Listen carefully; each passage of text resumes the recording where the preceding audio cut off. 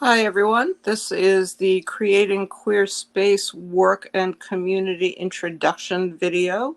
This is actually the introduction to the Queer Studies webinar that we did. This will give you a little background information on the webinar that I did with Jennifer Cole and a terrific panel. And this was to introduce the course. So those of you who missed the webinar, this is your introduction to the Queer Studies course. So take a quick look at the PowerPoint, and we're ready for the next slide, please.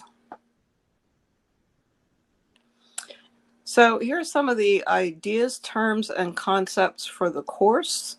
A couple of quotes from past and present students. All queer people need to be teachers, from Angela, who was a student in about 2018. But she said this to me just a little while ago.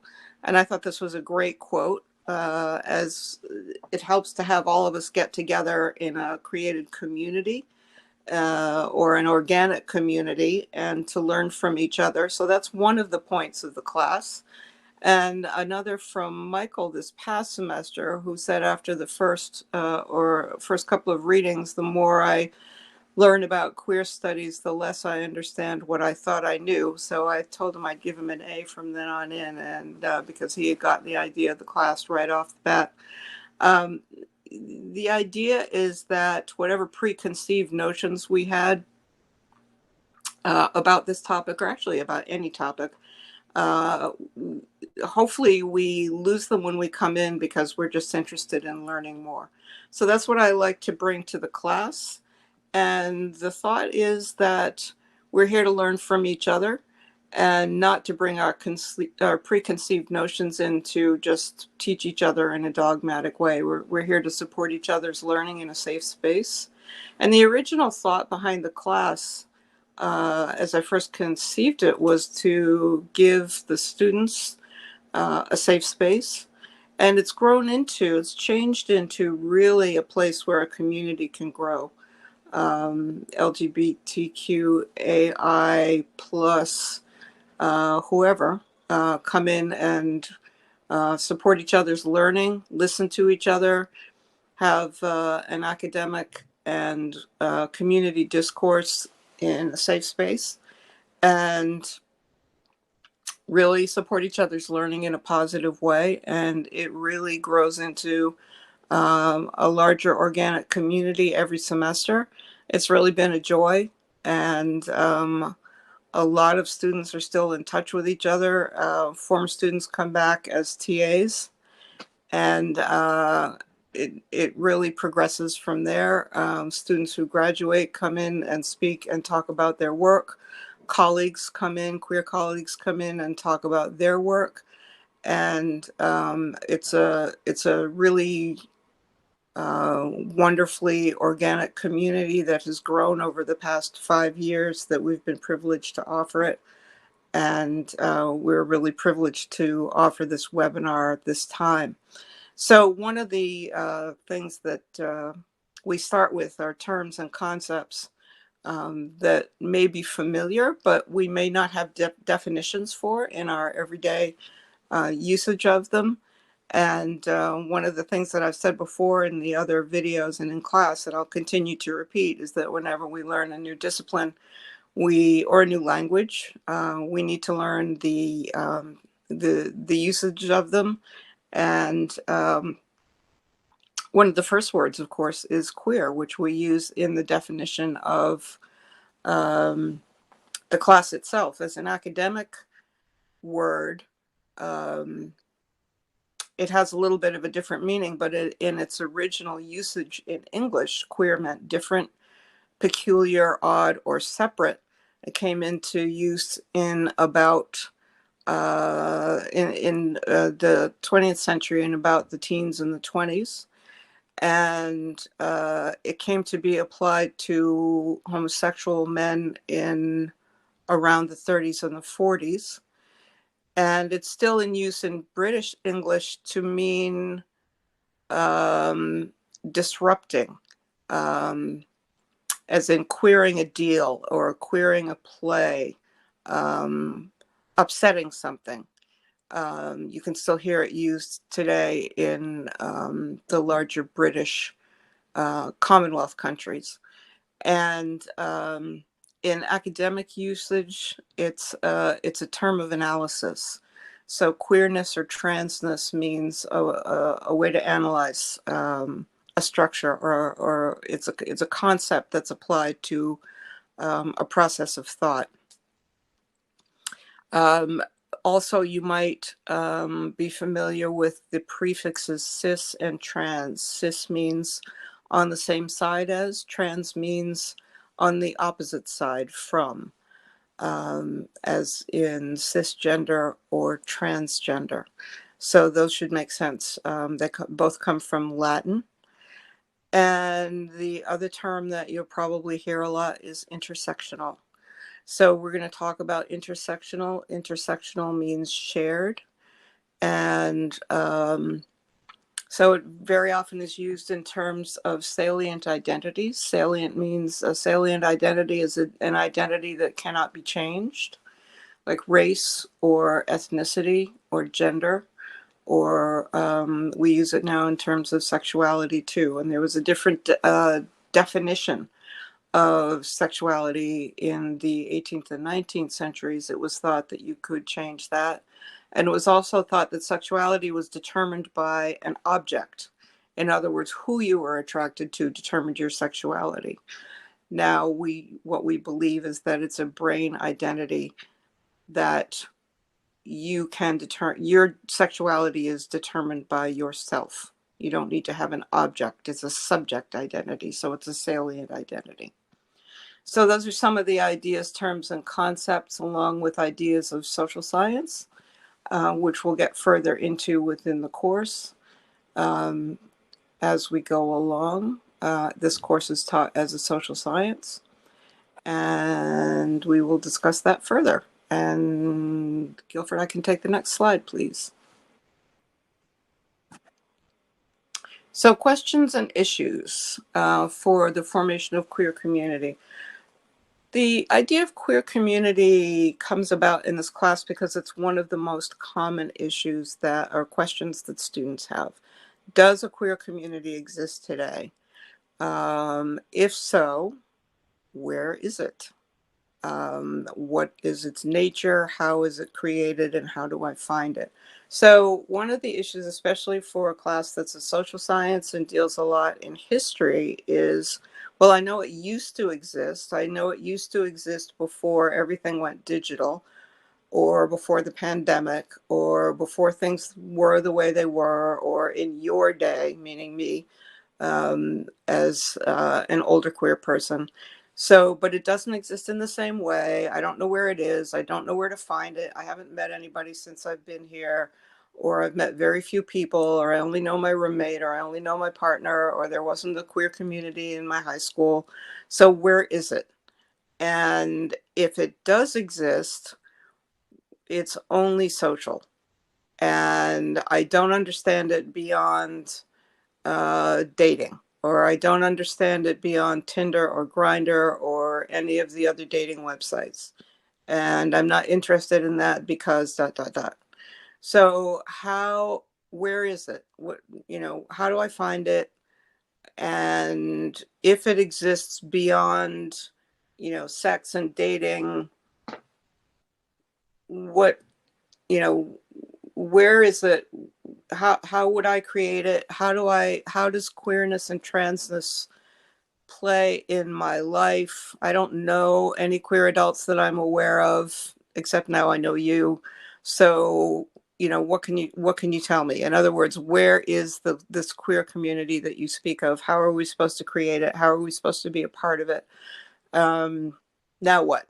In other words, I've taken the class, I've signed up, I'm in college, I can make some choices around it, and I don't know what to do with that. I don't know what to do with that information. I also don't know what to do with my art, my adulthood, my major, the idea of work. I don't know how to proceed as a queer adult.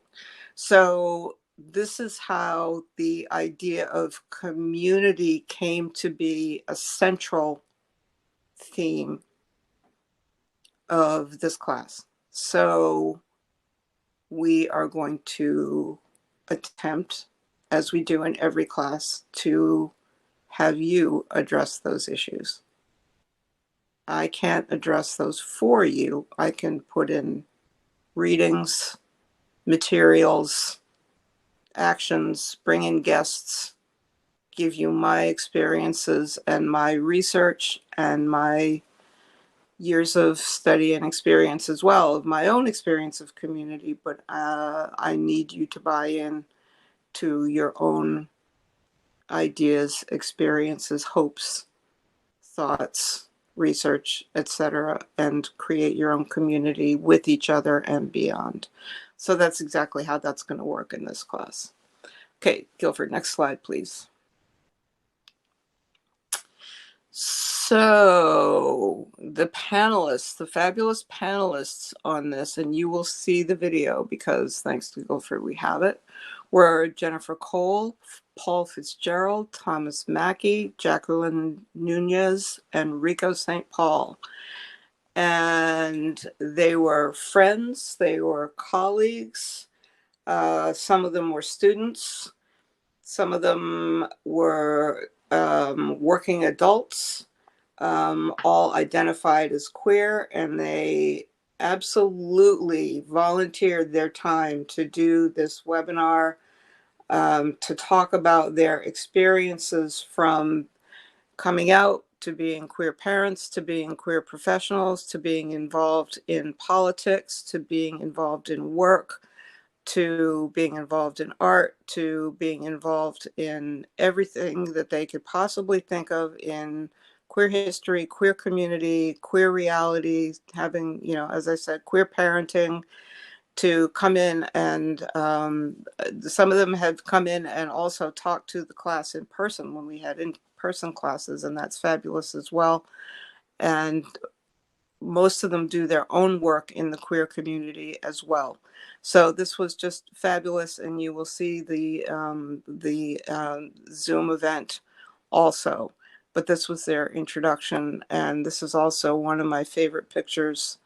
This artist at the Stonewall Anniversary Parade, Donna Gottschalk, who is an artist in her own right, portrayed by Donna Davies, in 1970, which is the Christopher Street Gay Liberation Anniversary Parade, commemorating the first year after the Stonewall fight back. She identified as lesbian, and her sign says, of course, I am your worst fear, I am your best fantasy. And that's what we would all like to think we are. So again, my thanks to this wonderful panel of friends, former students, and powerful queer people. So next slide, please. So there is history involved in community, and here you see pictures of cowboys, queer cowboys, in the 18th century in the West. Again, most of the cowboy communities had some queerness and transness involved in them. They were, of course, male only. And there were a few trans females, F to M females, and some female to male, and a lot of them we didn't know about at the time. This is a male community. And then in the 1920s in Paris, this is a lesbian bar. You'll notice it's pretty binary in terms of the cross-dressing. And that was the coding at the time. But the 20s, a period of very heavy binary coding and gender roles, even in the queer community. And many of the lesbians were artists. And one of the ways to survive was that you lived, if you were butch, you lived outwardly as a male in a binary couple. And that was one way to pass, but it was also a way to be recognized by partners and by peers.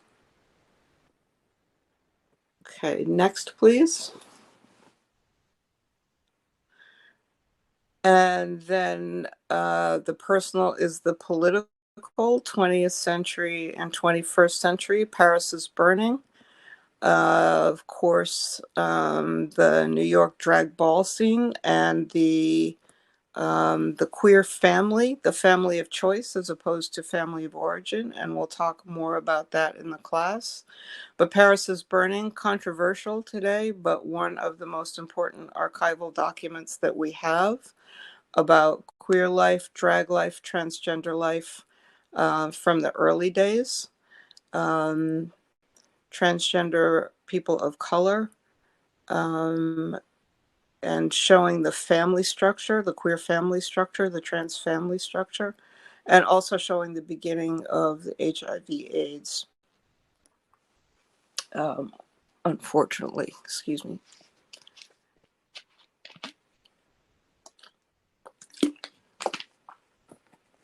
And from San Francisco, one of the, from the 80s, or actually probably from the 70s, Dykes on Bikes, who traditionally led the early pride parades in the 70s. They did here.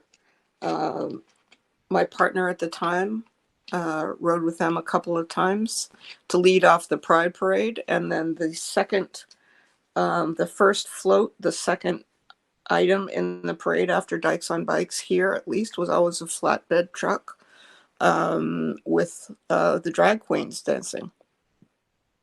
And both were a source of enormous pride for us, even when the parades were short, not corporate. So that's how the parade started, at least in Boston.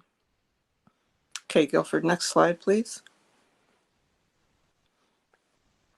This was spring 1921 version of in-class presentation, which could be very much the way your presentations look. This is Samuel presenting live from the Glass Studio, and he is making non-binary, non-heteronormative, queer, trans glass symbols live in the studio for the benefit of his classmates, who are appropriately amazed at his skill and at his bravery with the open blowtorch live. And he did ask me permission to broadcast live on Google Meet, Google Classroom, Google Meet live from the Glass Studio before he could do this.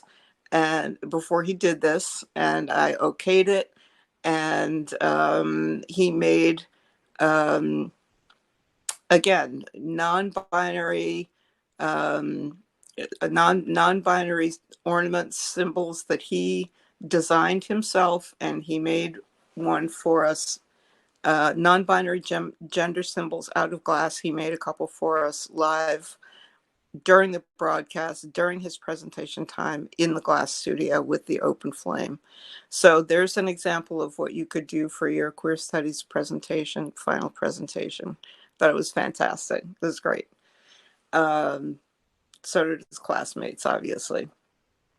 All right, Guilford, next. And here is an example, again, of past and present. What we used to do when we were live, not remote, is to put screenshots or put photographs of the presentation up on the bulletin board in the building outside the liberal arts offices. So here is the class doing that, 2007, spring 2017, I believe. And here is a photograph I took of some of the images when they were up on the bulletin board. And then here is a screenshot of a fashion design that one of the students did this year. They made an outfit, a full-length outfit. They didn't show the trousers, unfortunately. It didn't, and I tried to get them to take a picture of themselves wearing the outfit, which they did during the presentation. Didn't get that to me either, but it was one of the fashion design students, and they made this outfit out of a tablecloth, which was really beautiful, designed the jacket and the trousers and modeled it for their final presentation, and talked about how the presence of queer and trans designers was really underrepresented in the fashion industry, how there needed to be more in order for representation and validation of queer and trans lives, both in the industry and in popular culture, needed to improve in order to really validate not only our existence, but to give us clothing and fashion that represented our taste and our style, and made us feel comfortable in our own skin and validated our mental health. It was a wonderful presentation. Izzy, I'm going to give you a shout out. You did a great job. And thank you so much for sharing. I still want that picture of you in the outfit, and when I get it, I'll add it to this presentation. So thank you so much. But just an example of some of the great work that the students have done in their presentations. And the presentations, as long as they have queer theory and queer values behind them, can be a great range of topics, whether they're online or in the classroom. Okay, Guilford, next. So the last slide I'm going to leave you with is a resource from Sara Ahmed, who is my favorite current queer philosopher, lesbian scholar, independent scholar now. And it's called Being in Trouble, which is a reference to Judith Butler's Gender Trouble. And what Sara Ahmed said is, keep making trouble. Keep looking for trouble, which means the trouble with the trouble around you, the trouble in society, the trouble in culture, the trouble in institutions. In other words, why do you feel discomfort? Why do you feel uncomfortable? Why do you feel othered? Why do you not belong? And turn that into, be proud of that, make a political statement about it, and look for others who you also notice feel discomfort, feel emotional, feel like you don't belong, and make sure that you keep making trouble in a good way, in a political way, in a strong way, that you keep having a happy life as an outsider, as a queer person, as a trans person.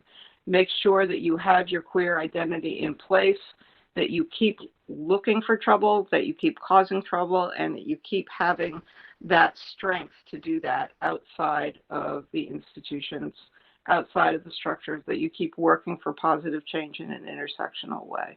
And this is a terrific article on that. Look for the outside, embrace the outside, embrace the queerness, embrace the transness, work with others. And Sara Ahmed will have you convinced, and hopefully this class will have you convinced as well. So thanks so much, and I will see you at the next video. Thanks, Guilford.